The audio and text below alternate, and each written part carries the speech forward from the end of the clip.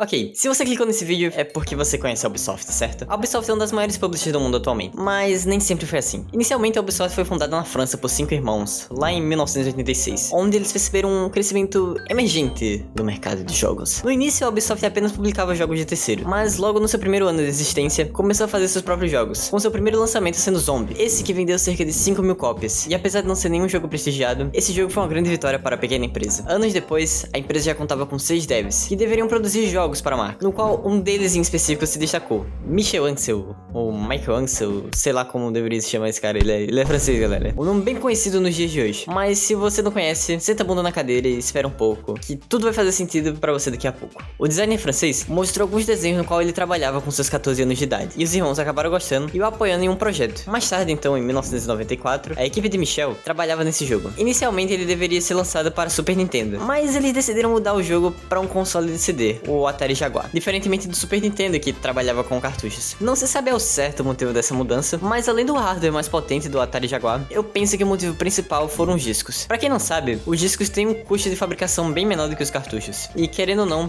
tudo na indústria de jogos é visando lucro. Eles não sabiam se o jogo iria ou não fazer sucesso para pagar os custos de produção, então eles queriam minimizar os custos da aposta. Apesar que esse é um achismo meu, ok? Não levem isso como verdade, não é nada confirmado, é apenas algo que me veio na cabeça. Porém, voltando à criação desse jogo no final de 1994, foi lançado o PlayStation 1. Se aproveitando do fato que era início de geração, e o 3D, apesar de ser uma área muito mais interessante que o 2D, ainda era algo novo, e não tinham muitos estúdios acertando a mão na hora de criarem seus jogos, a Ubisoft decidiu que faria uma versão desse jogo para PS1 também. E então, em 1995, eles lançaram Rayman 1 para Atari Jaguar e PlayStation 1. Foi o primeiro sucesso estrondoso da Ubisoft, vendendo cerca de 900 mil cópias em 2 anos, o que para os dias de hoje não é muito, mas para antigamente era pra caralho, possibilitando a empresa a abrir seu capital. Michel Ancel, o designer que comentei anteriormente, começou a trabalhar como diretor em jogos como Rayman 2, além de outros projetos como Beyond Good and Evil, ao ponto de, em 2006, ele ser nomeado como um cavaleiro da arte e literatura pelo ministro da Cultura e Comunicação da França. A história da Ubisoft é bem interessante, e se vocês quiserem saber mais, tem um vídeo que meu amigo me recomendou enquanto eu escrevi o roteiro desse vídeo, e eu achei sensacional, de verdade. É esse vídeo aqui, desse canal, e eu vou estar deixando aí na descrição se você quiser ver depois desse vídeo, ok? É um vídeo muito bom. Mas enfim, voltando ao foco ao Rayman. Após o segundo jogo da franquia, Michel Ancel, principalmente pela franquia, não participou da criação do terceiro jogo, Rayman Hoodlum Havoc, eu acho que é assim que se fala, e voltou para a criação do quarto jogo da franquia, que viria a ser Rayman Rabbids, o qual ele abandonou o projeto e foi colocado nos créditos por ajudar no design de personagens. Rayman entrou numa decadência ferrada, cara. Todos os jogos de Rayman após o terceiro eram sem sal, sem nenhum brilho, e nenhum vendia bem. Isso permaneceu até 2011, onde Michel teria voltado para dirigir o novo jogo de Rayman, Rayman Origins, repaginando totalmente a franquia. Inicialmente, Rayman Origins não vendeu tão bem, mas com o tempo ele foi conseguindo seu público, e no final foi um jogo que rendeu para a empresa. E em 2013 foi lançada uma sequência, Rayman Legends, que foi um sucesso, e foi por onde muita gente conheceu o mascote da Ubisoft. Mas, apesar de tudo, eu tenho uma história diferente para contar hoje.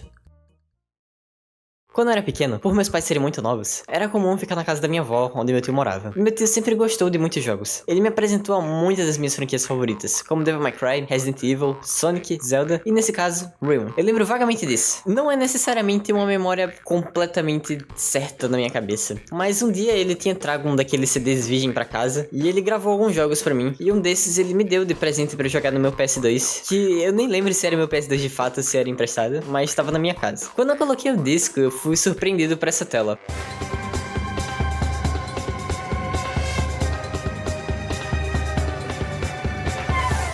O meu primeiro Rayman foi o Rayman 3. Apesar que esse eu nunca zerei no PS2. Pera aí que eu não dropei o jogo por ser ruim. O jogo por algum motivo ficava bugando em algumas partes, provavelmente por algum erro na gravação do disco virgem. E tinha uma seção do jogo que eu basicamente não conseguia passar. Isso só foi mudar lá pra 2015, quando eu consegui meu primeiro Xbox 360, 10 anos depois do lançamento. Eu era muito feliz com o Xbox, principalmente por causa de uma seção que era chamada Arcade, onde tinham muitos jogos. E muitos não eram arcade, inclusive, mas eram jogos com tamanho menor para o armazenamento. E por causa disso, era uma seção onde eu comprava muito dos jogos, até porque a maioria deles costumavam ser mais baratos. Foi lá que eu comprei Rayman 3 HD, e eu de fato zerei Rayman 3 pela primeira vez. No Xbox 360 eu também joguei Rayman Origins nessa época, e depois de um tempo eu consegui meu notebooks, e aproveitei para zerar não só o Rayman Legends, mas também os dois primeiros jogos da franquia, o Rayman 1 e o Rayman 2, The Great Escape. E passaram-se os anos, e eu ainda lembro de Rayman com certo carinho. Até porque, além de ser um jogo que eu gostava muito quando era mais novo, o Rayman Legends é um jogo que eu consigo jogar com meus irmãos mais novos, novos hoje em dia, e eles gostam bastante. Mas eu só fui perceber recentemente que a trilogia original de Rayman é um tanto quanto esquecida aqui na internet. Pouca gente conhece de fato a franquia sem ser pelo Origins e o Legends, então por isso eu decidi fazer um vídeo explorando todos os 3 jogos. E aqui estamos, um vídeo sobre a trilogia esquecida da Ubisoft.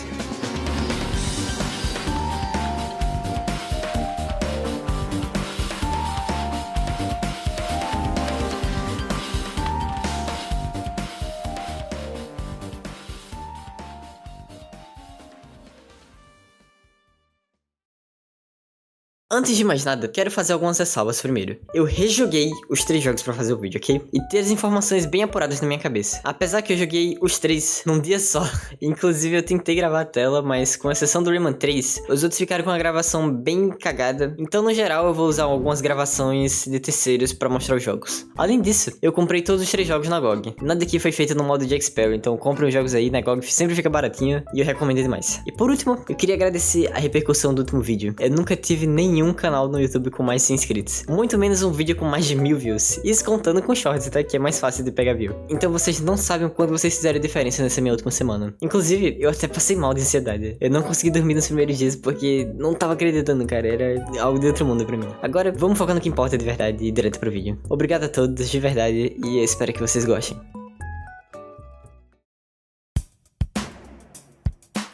Para começar a nossa jornada, a gente inicia com o primeiro jogo. Como eu falei, o Rayman 1 foi lançado em 1995 e foi o primeiro jogo de sucesso da Ubisoft. Eu devo dizer logo de cara que de todos os 3, esse foi o único que eu não zerei. E o motivo? Esse jogo é difícil pra um caralho. Rayman veio de uma época onde os jogos em sua maioria eram mais difíceis, justamente para aumentar o tempo de jogo, e alguns até para comer ficha naquelas maquininhas. Mas esse jogo, ele fez isso em outro nível. Eu peguei ele por último para jogar justamente porque eu lembrava dele ser bem difícil, e acontece que eu já tava de saco cheio de jogar os outros 2 tudo num dia só, e eu não aguentei passar por tudo. Ainda mais jogando no PC, sem abusar de seu estilo de emulador. Sobre a história dele, a história do jogo é bem simples. Em um vale, existe um orbe chamado Great Proton, que é responsável por manter a ordem e a harmonia de todas as coisas. Até que um certo dia, Mr. Dark, o vilão do jogo, derrota a guardiã do Great Proton, Betila, a fada, e rouba o Great Proton, causando desordem no mundo e trazendo criaturas malignas. Assim, Betila, a fada, que talvez você conheça dos outros jogos, e aqui ela tem um design bem diferente, invoca Rayman para derrotar o Mr. Dark e recuperar o Great Proton. E daí, você começa a jogar. Realmente a história não tem nada de muito especial. O mais engraçado é que as histórias de Rayman não são muito bem conectadas. Não se sabe ao certo se cada jogo seria meio com a linha do tempo diferente, ou se a Ubisoft só nunca se importou em manter uma linha lógica dos acontecimentos de Rayman. Como assim, você me pergunta? Bom,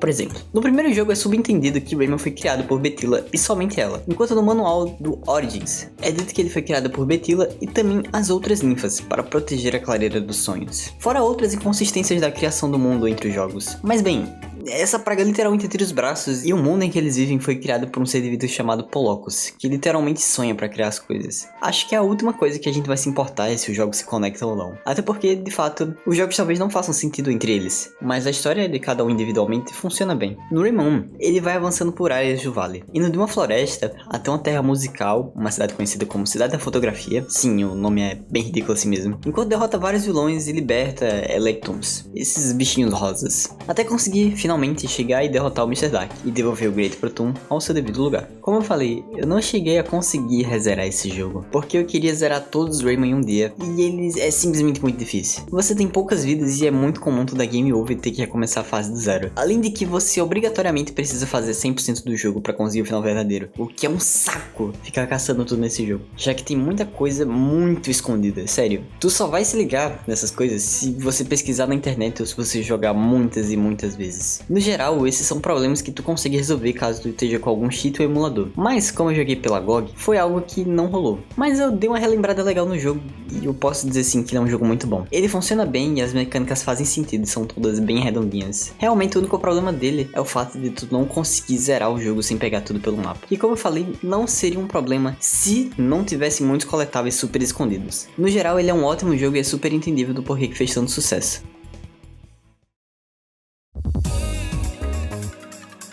Avançando alguns anos, em 1999, Rayman 2 A Grande Fuga era lançado. Mas calma, o desenvolvimento desse jogo começou no início de 1996. Inicialmente, Rayman 2 foi idealizado como plataforma 2D, assim como o primeiro jogo. Porém, a equipe, depois de um tempo, decidiu criar uma plataforma 3D, provavelmente pelo sucesso do Super Mario 64, que foi lançado em junho do mesmo ano. Além disso, Rayman 2 inicialmente foi desenvolvido pensando no PC, mas trocaram para a plataforma principal ser o Nintendo 64 no meio do desenvolvimento, o que acarretou em uma redução na qualidade das texturas do jogo no console. O jogo, depois de um tempo, foi lançado para uma caralhada de plataformas, cada versão tendo algum elemento diferente das outras, sendo a versão de Dreamcast a versão definitiva para muitos, pois tinha algumas modificações em bosses e alguns conteúdos extras. Indo para a história do jogo, Rayman 2 começa na Clareira dos Sonhos, o local onde acontece todos os outros jogos. É dito que o vale do primeiro jogo era localizado em algum lugar da Clareira dos Sonhos também, mas eu resolvi contar isso só agora porque não queria causar uma confusão na cabeça de quem conheceu o jogo pelo vídeo.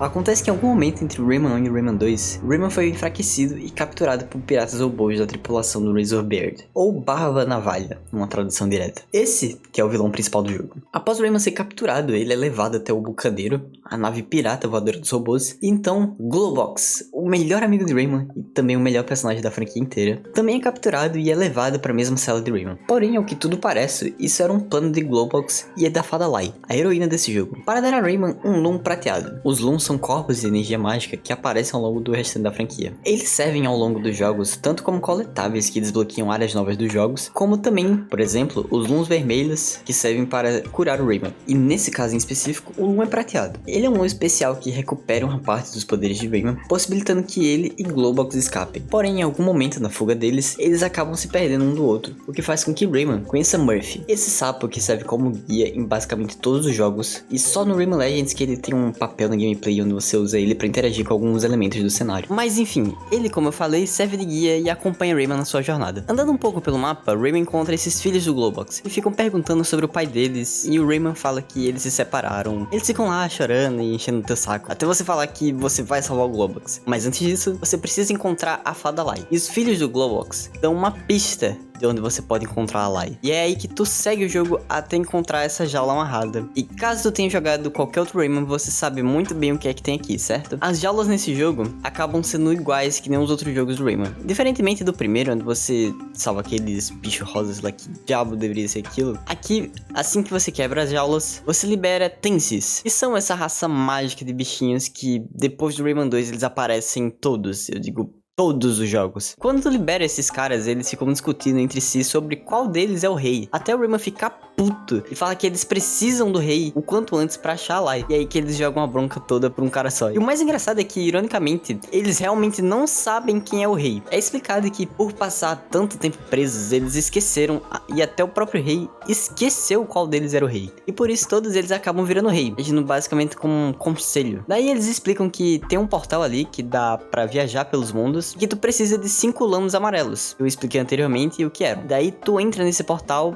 e pode ir para a próxima fase. Esse jogo sofre do fator que tu precisa ficar coletando esses looms se você quiser prosseguir no jogo, e em determinados momentos isso pode te empacar de prosseguir porque você deixou de pegar alguma coisa no meio do mapa. Os mapas do jogo parecem bem um playground, como os de Mario 64, só que no geral, a maioria das fases você só vai seguir um caminho até chegar ao final. O legal é que no jogo inteiro tem 1000 lums, só que em uma cutscene o Razorbeard acaba matando um desses lums, e o próprio contador do jogo diminui de 1000 para 999. Só que diferentemente do Rayman 1, onde você era obrigado a pegar todos os coletáveis, aqui dá sim pra prosseguir até o final do jogo sem coletar todos. Acho que com uns 500 mais ou menos você já consegue ir pra fase final. Enfim, poderia ficar contando toda a história de Rayman 2, mas assim, eu não acho que seja necessário. Em resumo, depois de encontrar a Lai, Rayman descobre que tem que procurar por 4 máscaras para acordar Polocos, e então destruir os piratas que estão invadindo seu mundo. E você vai atrás dessas 4 máscaras, passando por todo tipo de área diferente, enfrentando piratas e assombrações completamente esquisitas. Sério, tipo, o que é isso, meu Deus? E assim que você coleta todas elas, você enfim acorda o Polocos e consegue destruir todos os piratas que atacam a Clareira dos Sonhos. Porém, a sua magia quase que onipotente só funciona na Clareira dos Sonhos. Então, para acabar de vez com os piratas, o Rayman tem que ir até o navio pirata deles e acabar com eles sozinho.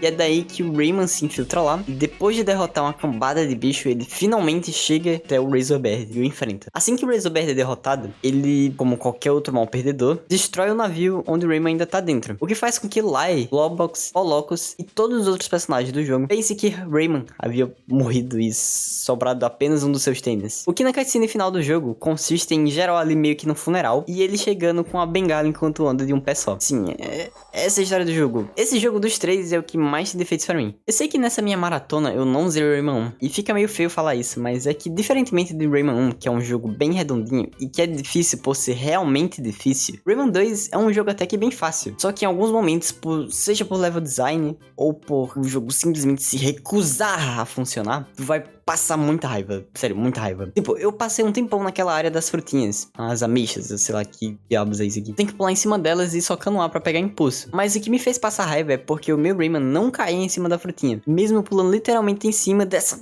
desgraça dessa PNG.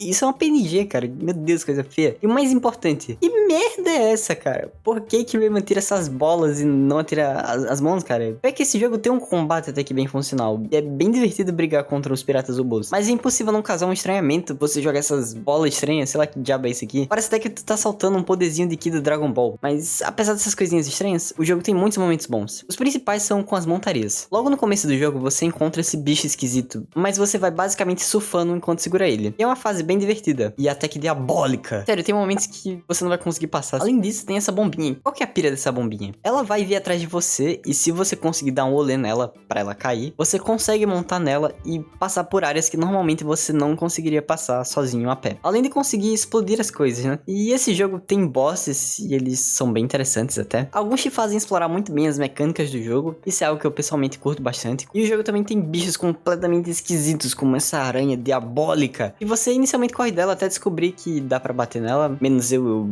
voltei pra descer o cacete nela porque eu odeio aranha. Enfim, Rayman 2 é bem estranho. É uma experiência que nos momentos bons é muito bom. E nos momentos ruins é muito ruim. Não tem meio termo nessa droga desse jogo. Em questão de gameplay, ele é de longe o mais variado. Tem muitas mecânicas diferenciadas. Principalmente quando se trata das montarias. E o legal é que mesmo com seus defeitos, ele consegue ser o favorito de muitas pessoas mais velhas aí na franquia. O que não é o meu caso. Eu sei que o vídeo é sobre Rayman Trilogy e eu sei que basicamente eu não tô explorando muito bem os jogos, mas é porque apesar de eu achar a trilogia legal, eu acho que os dois primeiros jogos ficam na categoria bom, entende? Eles não chegam a ser algo mirabolante. Eles preparam o terreno pra você chegar no Rayman 3. O mais engraçado quando se comenta sobre Rayman 3 é que ele é o que os fãs mais antigos de Rayman menos gostam. Pelo menos é o que acontecia na minha época, eu não sei se hoje em dia ainda é isso. É engraçado porque é o meu total oposto, eu completamente amo essa porra desse jogo. Desde o humor completamente idiota, até as músicas e cenários que pra mim são os mais bonitos e marcantes de toda a franquia. E sim, eu coloco a minha mão no fogo pro Rayman 3. Logo de cara,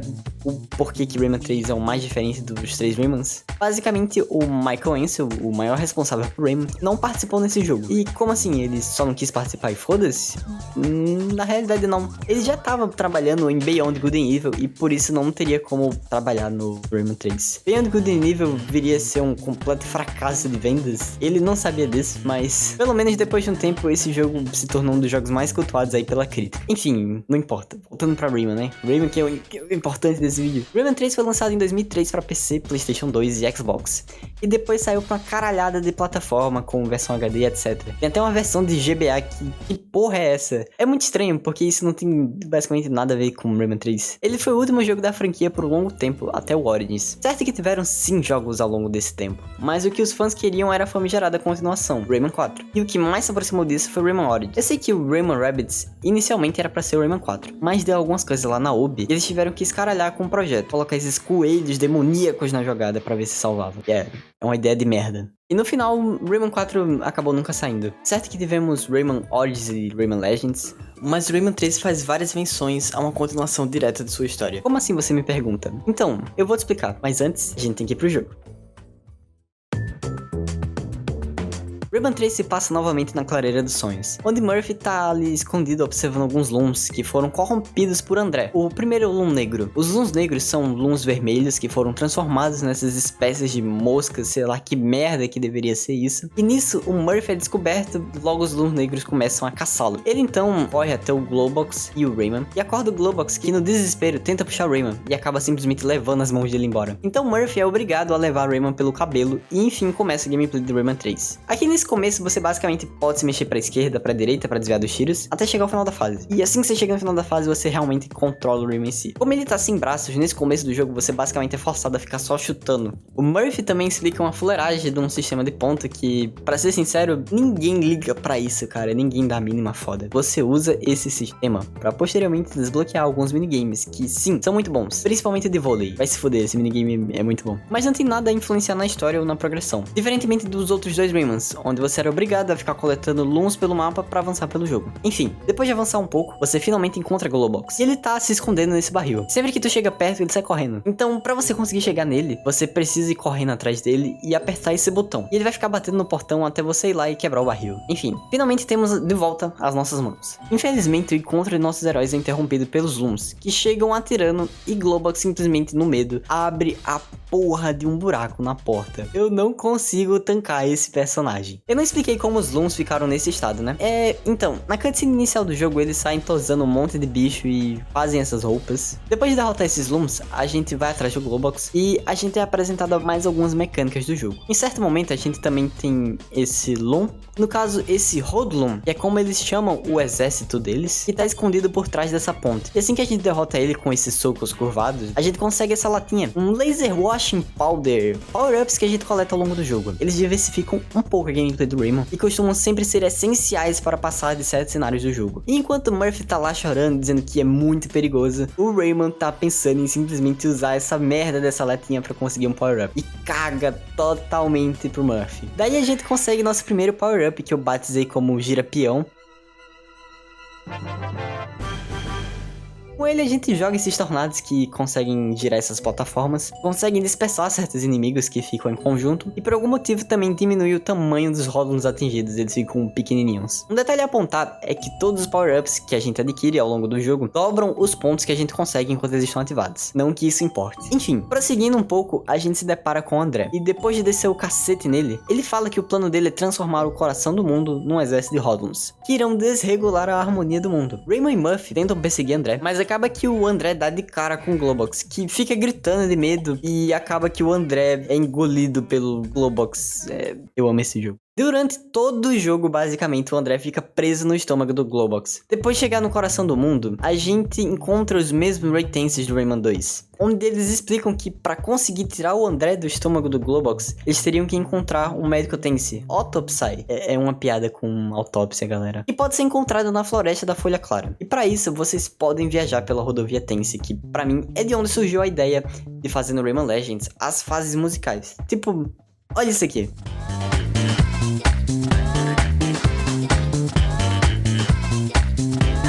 Bacana, né? Bacana, é muito bacana. Essas são as Tense Highways, ou rodovia Tense, sei lá, como você quiser chamar aí. Chegando na floresta da Folha Clara, a gente libera mais alguns Tenses e vamos avançando, adquirindo novos power-ups, como o power-up de força, onde conseguimos quebrar certos itens que não conseguimos anteriormente, o power-up das correntes, que conseguimos nos prender nesses aros flutuantes e nos balançar neles, além de que as correntes são eletrizadas, então depois de se prenderem a um inimigo, é só ficar apertando o botão de bater que você vai ficar dando dano nele. Também nesse momento do game, conseguimos acesso ao foguetão. Foguetão é um power-up que tu consegue atirar um... Com ele você consegue ativar certos dispositivos e derrotar certos inimigos que você não alcançaria normalmente. É também na floresta da Folha Clara que acontece a primeira reação alérgica do Globox. E você me pergunta, como assim reação alérgica? Simplesmente os Hoodlums são viciados nesse suco de ameixa, que bom, obviamente, é álcool. Se não fosse um jogo pra criança, isso seria cachaça, cerveja, bebida, vodka, sei lá.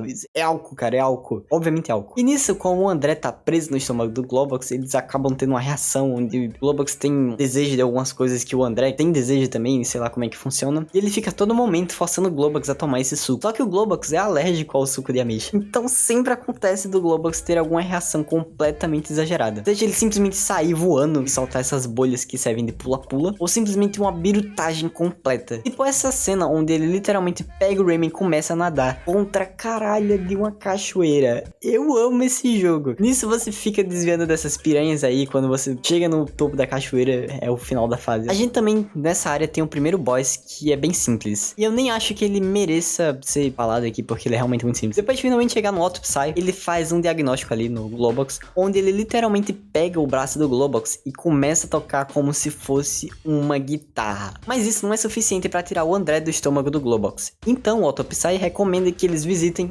Homeopathy, outro Dr. Tense que mora na Terra da Morte Pálida, e eles mais uma vez pegam a rodovia Tense que estava quebrada ali no meio, e acontece que o Rayman cai e se separa do Globox. Ele cai no pântano da escuridão, da pior forma possível. O Rayman cai do céu diretamente num banheiro onde uma bruxa estava cortando o rabo do macaco. Daí acontece uma das cenas mais estranhas e engraçadas desse jogo. Depois disso, a bruxa sai correndo e você então vai atrás dela, e até adquirindo o último power-up, que é o helicóptero. Não tem muito o que falar sobre ele, é literalmente um helicóptero, galera. Depois de chegar na casa da bruxa, você tem uma briga com essa maldita onde ela fica te transformando em um sapo, e você mesmo pode transformar ela num sapo e ficar metendo porrada nela. É bem engraçado essa luta, sinceramente. E depois de derrotar ela, ela sai correndo e ativa um espelho mágico que teletransporta Rayman para outra área do pântano. Nessa nova área do pântano, Rayman acaba entrando em uma mansão de um caçador biruta, o Razor. Ele fica tentando matar o Rayman por ter invadido a casa dele, e é uma das boss fights mais legais de todos os jogos de mascote, assim, de todos, é sério, eu acho essa boss fight muito legal. É bem legal explorar a mansão enquanto você briga com ele, e depois de dar uma surra nele, ele acaba indo pro porão da mansão, onde é outra boss fight, porém dessa vez bem mais simples e sem muita firula. Ele fica nessa bola aí e você fica tentando derrubar ele. Depois de descer o cacete nele, a bruxa aparece e revela que ela ama o Razor, e ela começa a...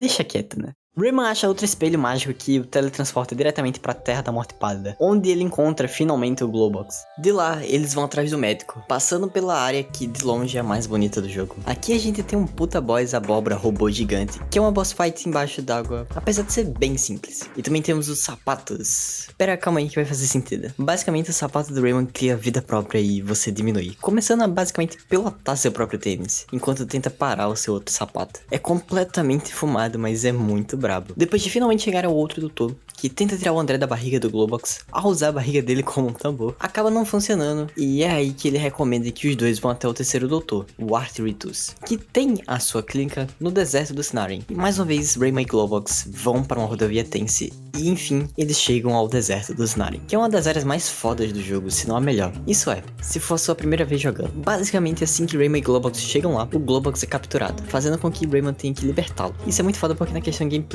Rayman não ganha do Snarin na porrada. Você tem que fugir e se esconder dele, sendo essa área basicamente uma área de stealth, e tu fica nesse jogo de gato e rato com esses bichos até eles te cercarem e o Rayman ser capturado, e forçado a lutar em uma arena contra o campeão do Snarin, Reflux, que nunca foi derrotado. Rayman então briga com Reflux e acaba vencendo, fazendo com que Rayman e Globox sejam libertados e seja garantido pelo chefe do Snarin um novo poder ao Rayman, que lhe permite fazer essas caretas toscas, o que faz com que os Lons negros comecem a rir e se transformem de volta em Lons vermelhos. Toda vez que eu chego nessa parte eu fico imaginando que quem fez esse jogo provavelmente tava fumadaço de Diambra, e deve ser até por isso que esse jogo é tão bom. Enfim, eles chegam ao último doutor, que chamam os outros doutores e juntos tiram o André do corpo do Globox. E o método que eles usam pra fazer isso, usando o corpo inteiro dele pra tocar uma música. Vai entender o porquê. O que acaba funcionando. Porém, André escapa e vai até Reflux, que, angustiado pela sua derrota contra Rayman e com seu orgulho ferido, é coagido a roubar o cetro mágico de seu rei e ter uma vingança contra Rayman. Rayman e Globox então vão atrás de Reflux, passando por várias áreas e até andar de navio. Tem uma fase literalmente só pra isso, cara. E depois de tudo isso, eles finalmente chegam à Torre de Leptis, o deus adorado pelos Snarin. Após subir a torre com a ajuda de Globox, que de alguma forma conseguiu uma nave, Rayman chega ao topo da torre e luta contra Reflux, que agora absorve todo o poder de Leptis e ficou gigante. A luta consiste em desviar dos ataques de Reflux até ele abrir uma brecha, onde você vai conseguir escalar o corpo dele e atacar o cetro que tá nas costas dele. E após essa fase, a segunda é uma perseguição aérea. Reflux começa a voar e seguir Rayman, que voa com a nave junto de Globox. Aqui é basicamente ficar atirando nele até ele cansar e soltar vários Ródulons. E enquanto ele absorve esses Ródulons, você os ataca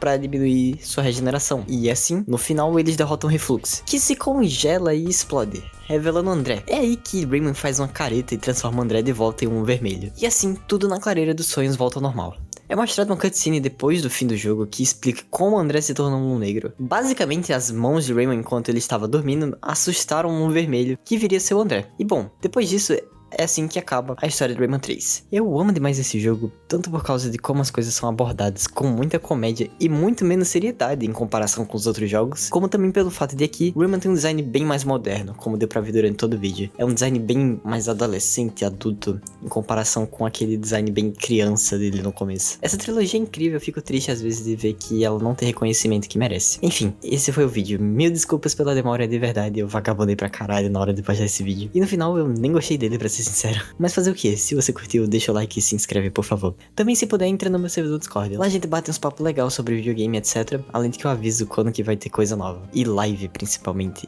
Isso mesmo, live. Quando esse vídeo sair, eu vou estar em live na Twitch, então vai lá. No primeiro comentário fixado aí, se você quiser ver. E é isso, eu vou estar jogando Rip com meus amigos. Acabou.